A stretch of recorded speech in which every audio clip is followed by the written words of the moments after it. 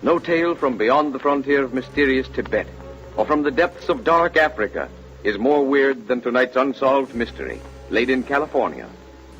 A mystery which, for downright eeriness, rivals the imaginative writings of an Arthur Conan Doyle.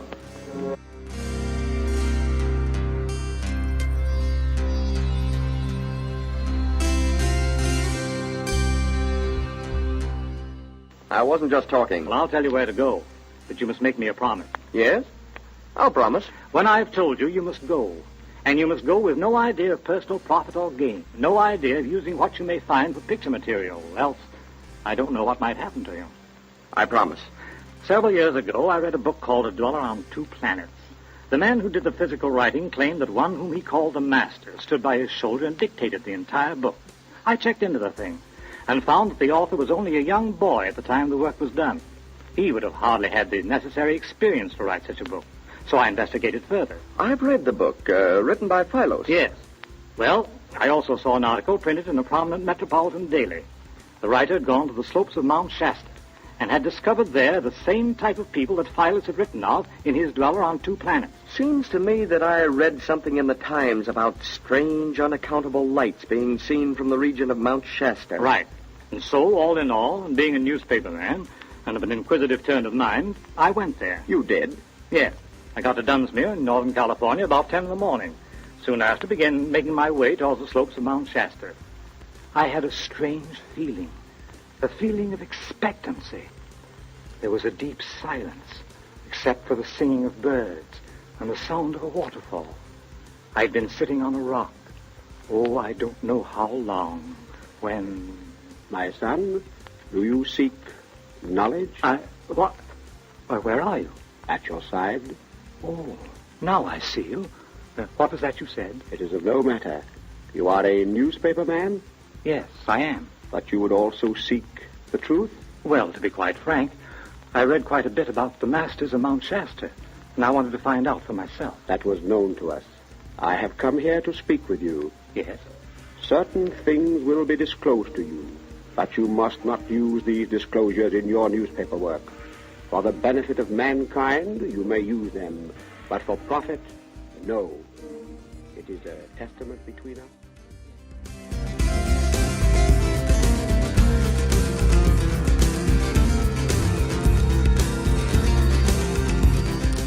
Ladies and gentlemen, inasmuch as any solution must of necessity be supposition, liberties of time, place, and characters have been taken in this solution for which you have been waiting. Well, Bill, what about that explanation? In the first place, do you think it's possible to think of the impossible? Let me see if I follow you. Can I imagine the impossible? No, I don't believe I can. The very fact that I can think of something makes that something possible. If you believe in the power of mind over matter... Well, as far as I'm concerned, mind is all-powerful. Now let's look at biology for an instant. Every so often, a specimen is found that is a definite link between some animal alive today and some other animal that's been extinct for centuries. I see your drift. You mean that these people are a link between us and some long-dead people who possess powers we don't know how to use? Yes. If you read Colonel Churchward's book on Mu, you will find logical arguments in favor of the theory that the Lemurians migrated to the North American continent. And that some of them landed to the south and became the ancient Mayas. Right. And the ancient Mayas certainly had something that we don't possess, as did the ancient Egyptians. Yes, we're all too inclined to think of America as a land inhabited by nothing but warlike Indians before it was settled. Only the other day, a skeleton was found near the La Brea pits in Los Angeles, and scientists are agreed that it's not less than 15,000 years old. So isn't it possible that descendants of these ancient peoples still live in isolated parts of the country? And not liking our modern civilization, they simply withdraw from it? That's it.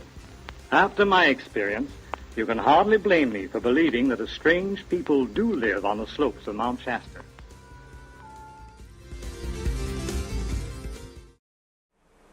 The preceding were portions of a radio show from 1936 entitled Unexplained Mysteries of Mount Shasta.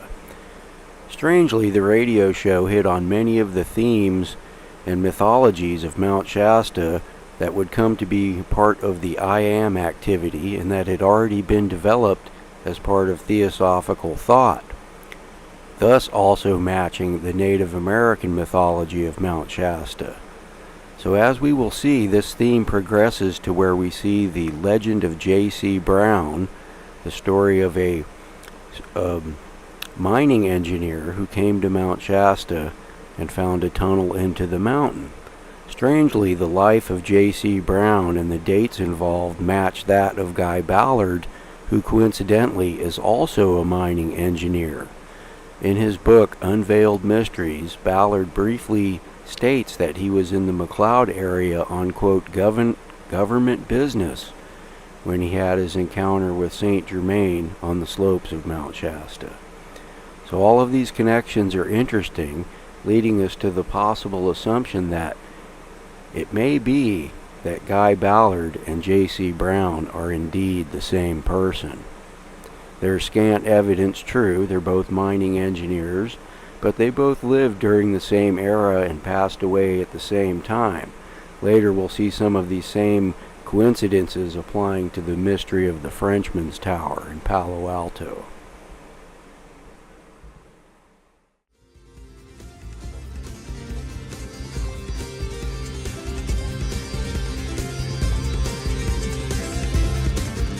One must emerge from the underworld to quest for the stone. Perhaps Pluto's cave near Mount Shasta is such a place.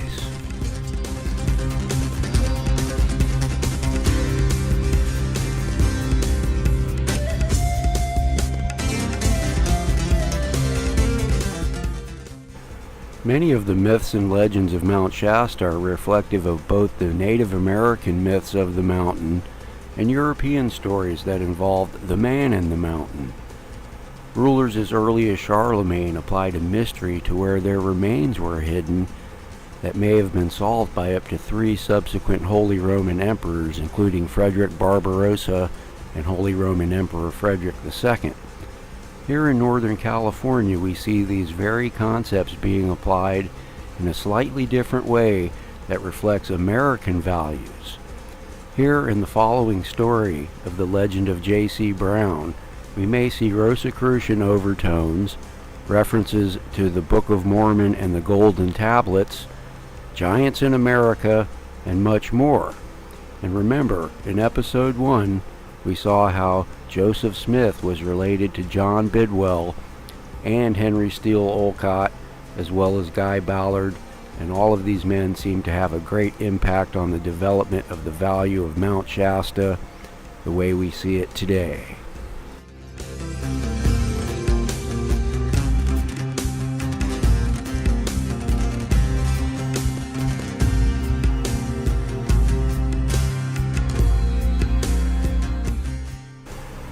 Here in the following story of the legend of J.C. Brown, in Emily Frank's book, Mount Shasta, California's Mystic Mountain, we will see many of these concepts displayed. The strange story of J.C. Brown may reveal a lot about Mount Shasta.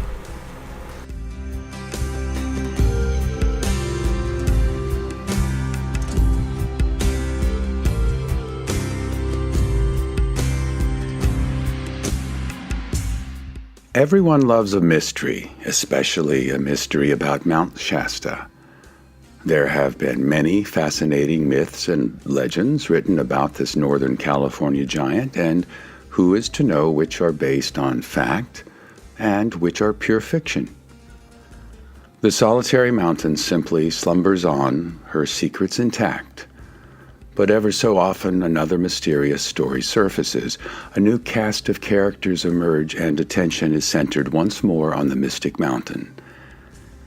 That's the way it has been for years and probably will always be. The leading character in the following tale is a baffling man by the name of J.C. Brown, who in 1904 was employed with the Lord Cowdray Mining Company of London, England.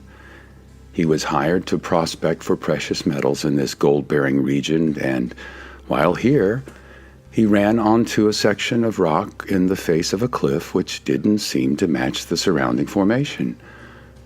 While examining the curious stone, he noticed it blocked the entrance to what appeared to be a cave. Brown, a geologist, thought the entire scene was unnatural and began to dig out the mouth of the cave, which was full of debris and vegetation. He began to see that it was not a small cave, and after much digging found himself in a tunnel which curved downward into the mountain.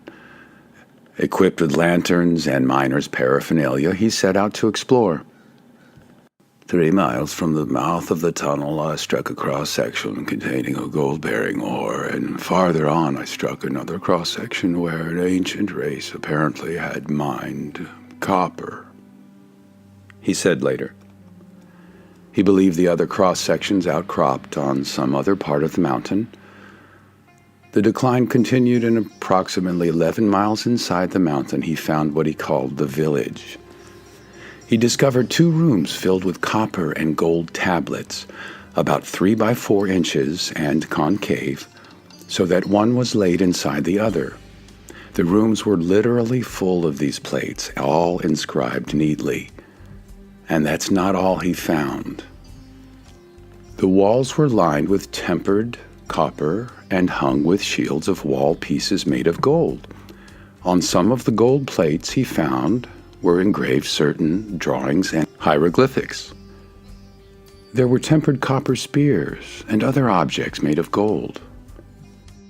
Rooms opened into other chambers, one of which appeared to have been a place of worship. In addition, there were 13 statues made of copper and gold and a large sun design from which protruded golden streamers. The way the objects were strewn about, he had the feeling the occupants of the underground village had left on the spur of the moment. And then he came upon a macabre scene. In one chamber he counted 27 skeletons, the smallest of which was 6 feet 6 inches tall, and the largest stretching out more than 10 feet. 2 of the bodies were mummified, each clad in colorful, ornate robes. Brown spent days exploring, studying the hieroglyphics, and indelibly imprinting them in his mind. He was excited about this great archaeological find and decided to leave the tunnel and its contents exactly as he had found them. He would return. But first he cleverly concealed the entrance of the tunnel and marked it on his map exactly where it was on the mountain. The next 3 decades, those spanning 1904 to 1934, Brown's activities seemed to be shrouded in mystery, but it is known that he studied the literature and philosophy pertaining to the lost continent of Mu and the lost Lemurian civilization, among other lore of prehistoric races. Years of study and comparison of the hieroglyphics and pictographs found in the tunnel convinced him that they were indeed records of the Lemurian race. And so, after 30 long years, Brown surfaced. He decided that the golden artifacts still hanging untouched in the cavern in the mountain and the glory of those Lemurians should be shared by others. In 1934, at the age of 79, Brown appeared in Stockton, California. His idea was to organize a group of people interested in accompanying him at his expense to Mount Shasta, and once there, they would explore further the ancient tunnel he had found in 1904. 80 eager Stockton residents, including a newspaper editor, a museum curator, a retired printer, several scientists, and other solid citizens, formed a group to investigate the tunnel with J.C. Brown. They met nightly for 6 weeks to plan the expedition, and also to listen to Brown's fabulous tales of lost continents, hieroglyphics, and the enticing descriptions of the treasure which seemed to be just within their grasp. Some even gave up their jobs, and some sold much of their personal property during those 6 weeks. So certain were they that their lives would be altered and enriched after their remarkable discoveries. The editor and the curator questioned Brown closely, going over and over the details of his bizarre story. Brown disclosed that he had spent much of the previous 30 years searching for ancient records pertaining to the Lemurians, and his mental picture of the hieroglyphics in the tunnel village had convinced him that he had found the lost link in the story of civilization. and he told them he believed the golden antiquities he had found were those of the Lemurians or their descendants. Brown even promised to provide a yacht to transport the group as far north as they could go by water. They would leave on June 19th at 1 p.m. The day dawned clear and beautiful, and 80 Stockton citizens were waiting at the designated time for their leader to appear. They had met the evening before in order to consummate the final details, after which J.C. Brown bid them adieu until the next afternoon. However, Brown was never seen by the group again, and what happened to him is anybody's guess. The members of the group feared for his life. He had mentioned that he had once been kidnapped and had barely escaped with his life. They called in the Stockton police, but no trace of the man was found. He had completely disappeared. But the 80 persons who waited in vain for him that June day believed the authenticity of his story, and they believed in the existence of the vast tunnel in Mount Shasta filled with golden artifacts. Unfortunately, J.C. Brown had never revealed the exact location of the secret tunnel in the mountain, and it is highly probable that these treasures of a prehistoric era will never again delight the eyes of another human. Wreathed in clouds and mist and sealed throughout the ages in ice and snow, Mount Shasta keeps her secrets to herself, as always.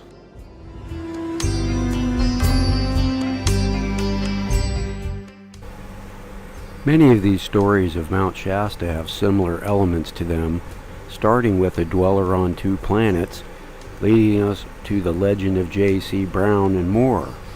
Even the radio show we heard excerpts of from earlier was made in the 1930s at about the time the legend of J.C. Brown was taking part.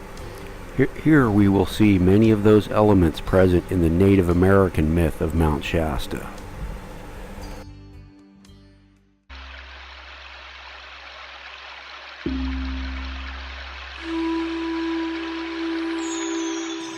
The Indians say the Great Spirit made this mountain first of all. Can you not see how it is, they say? He first pushed down snow and ice from the skies through a hole which he made in the blue heavens by turning a stone round and round, till he made this great mountain. Then he stepped out of the clouds onto the mountain top and descended and planted the trees all around by putting his finger on the ground. Simple and sublime. The sun melted the snow, and the water ran down and nurtured the trees and made the rivers. After that he made the fish for the rivers out of the small end of his staff. He made the birds by blowing some leaves which he took up from the ground among the trees. After that he made the beasts out of the remainder of his stick, but made the grizzly bear out of the big end, and made him master over all the others. He made the grizzly so strong that he feared him himself, and would have to go up on the top of the mountain out of sight of the forest to sleep at night, lest the grizzly, who, as will be seen, was much more strong and cunning than now, should assail him in his sleep. Afterwards, the Great Spirit, wishing to remain on earth and make the sea and some more land, he converted Mount Shasta by a great deal of labor into a wigwam, and built the fire in the center of it and made it a pleasant home. After that his family came down, and they all have lived in the mountain ever since. They say that before the white man came, they could see the fire ascending from the mountain by night and the smoke by day, every time they chose to look in that direction.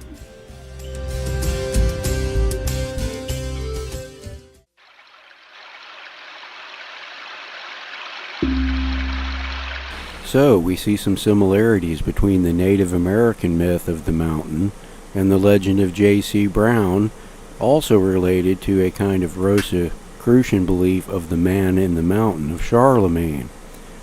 Next, in the story of the Frenchman's Tower in Palo Alto, we'll also see some similarities, but we may be actually seeing some real physical clues that may lead us to the conclusion that some of the same people that were involved in the famous Rennes le Chateau Mystery in France may have also been involved in the Frenchman's Tower, and indeed what is suggested is that a man in the mountain myth is present at Mount Shasta.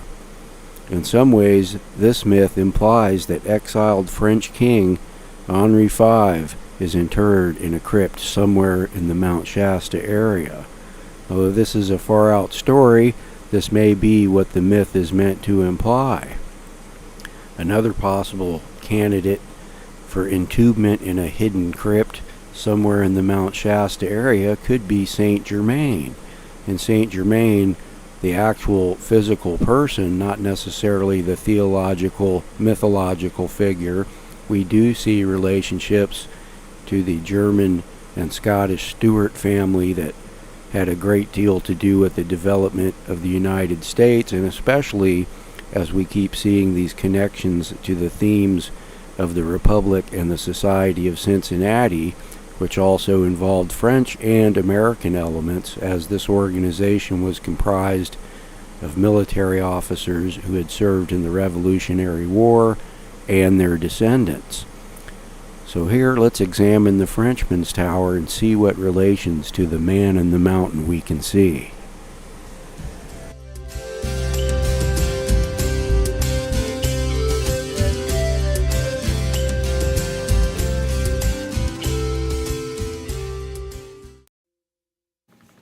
In the South Bay area of California sits the enigmatic Frenchman's Tower. This simple brick structure has always been somewhat of a curiosity to the local population. As we will see, this simple yet elegant brick tower may lead us on a pathway all the way back to France, Rennes le Chateau, and all the old world values of man in the mountain that we see today at Mount Shasta.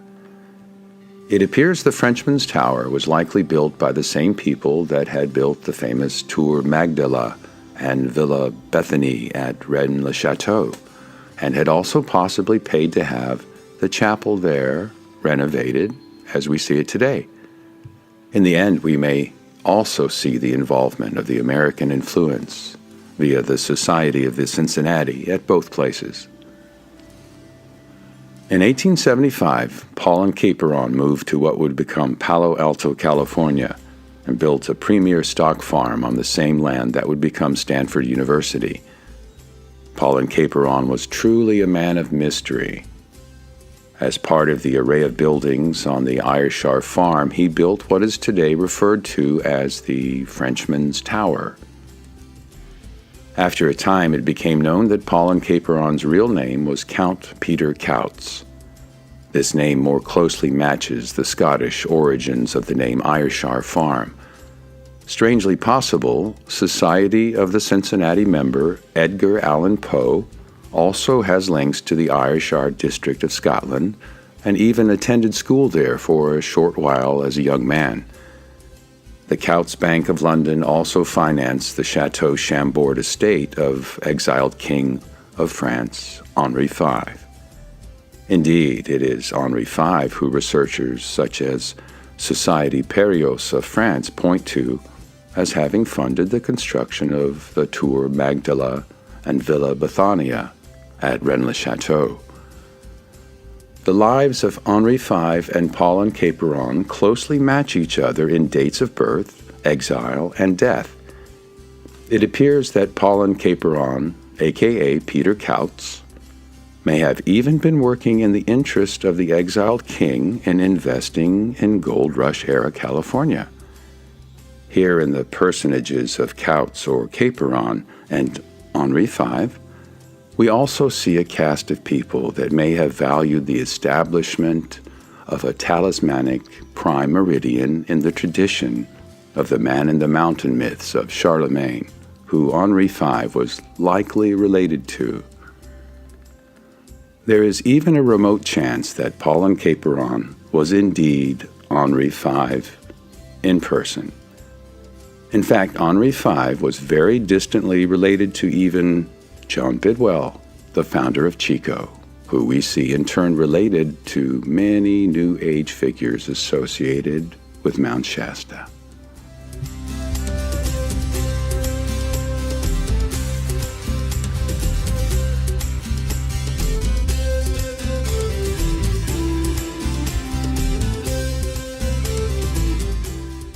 Here's the Frenchman's Tower on Google Earth. Here we'll plot an azimuth or arc on the globe due north from the Frenchman's Tower.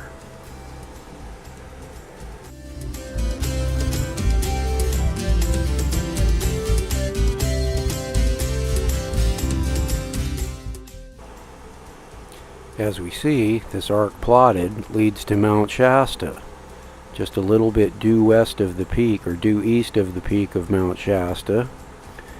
And what we may be seeing here is the intentional creation of a man-in-the-mountain myth by a descendant of Charlemagne, who seemed to have created this myth himself, and had subsequent Holy Roman emperors search for his remains, or search for the hidden crypt or tomb that he had left, thus matching the central core belief in the Rosicrucian order, or Rosicrucian belief, that Christian Rosenkreuz is interred in a tomb in an unknown mountain. This matches the mythology of Charlemagne, and here we maybe see associates of exiled King Henry V establishing the same type of mythology in California. So why is the Frenchman's Tower important? What we may be seeing in the Frenchman's Tower is a kind of European imperial claim to things in California. Somebody had taken the time to suggest that there was a man-in-the-mountain mystery here that was created by a Frenchman. Now, after a time, all, quote, foreigners were banned from California, and this happened to be about the time when Henri V was allowed to return to France when his exile ended. So this is another event in Pauline Caperon's life that matches the events in the life of Henri V.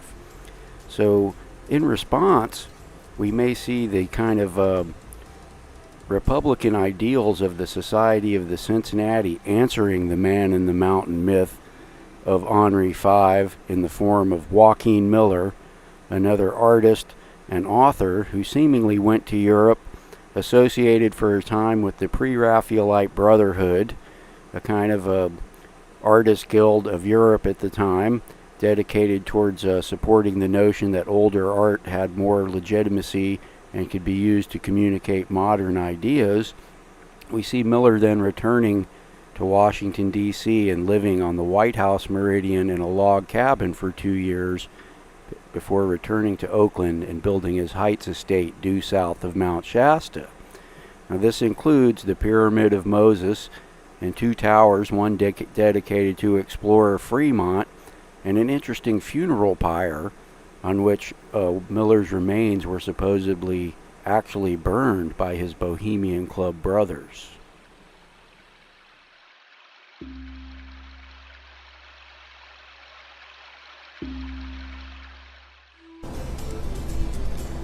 Alright, we're at Castle Crags. This is right near where Joaquin Miller lived.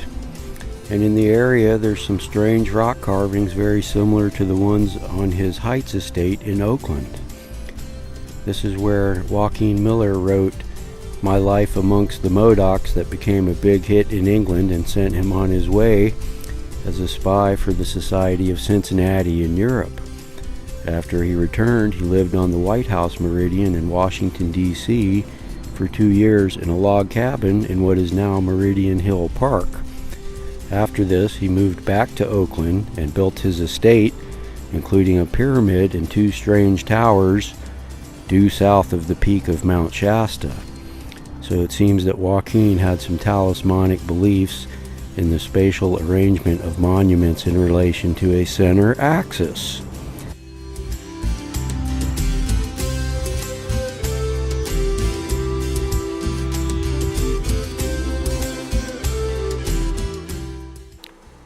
The location of Joaquin Miller's estate and the architecture that he built may indicate that he was responding to this kind of imperial notion of the man in the mountain in an intelligence service way. We do see that the Society of the Cincinnati used kind of spies in a kind of a wild, wild west scenario, referring to the TV show of spies of the 19th century era. So it is clear that countries like England and the United States tried to influence artists and the notion of their countries that was promoted via literature and art. And along with this went folklore. So it appears that Joaquin Miller was aware of what had been done at the Frenchman's Tower in Palo Alto, and that his estate and architecture was a response to this. And we do see this in many places in California, like the Chico City Plaza, the Rosicrucian Museum in San Jose, the Palace of the Legion of Honor in San Francisco, Hearst Castle, and many other places. At each of these places, it is shown how their builders or the architects were aware of these concepts in this tradition and how it related to mysteries in the old world, related to quests for hidden biblical relics, and again, all the way back to the man in the mountain mythology of Charlemagne and before, and even of the Merovingian dynasty that we see at Rennes le Chateau in France. So in future episodes and in my work, The Prophecy of Dante and the New Jerusalem of Ravenna, we can see how the concept of Arcadia links all the way back to the Byzantine rulers and their Merovingian relatives and wives that kind of morphed into the Merovingian dynasty that Charlemagne is related to, and the Merovingian characters associated with Rennes le Chateau and its man in the mountain mythology of the blood of Christ. So thank you very much for joining me here on episode number 2 of Mysteries and Legends of Northern California, where we see that indeed the mineral riches and political climate of early California did lend itself to imperial interests, and a law was even created in response to eject many of these people from California, including what was considered to be for a long time our French allies. And we see people who are in exile, such as Henry V, the exiled king of France, and those associated with him possibly establishing the Ayrshire farm in Gold Rush, California, and leaving at the same time Henri V's exile was done. So this person who created the farm was associated with Henri V, or was in the same kind of political situation associated with the Franco-Prussian War.